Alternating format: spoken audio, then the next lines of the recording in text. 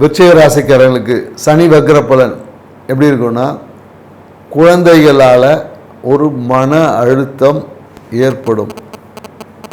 குழந்தை பேருக்கான ஒரு மன அழுத்தமாகவும் ஆகலாம்.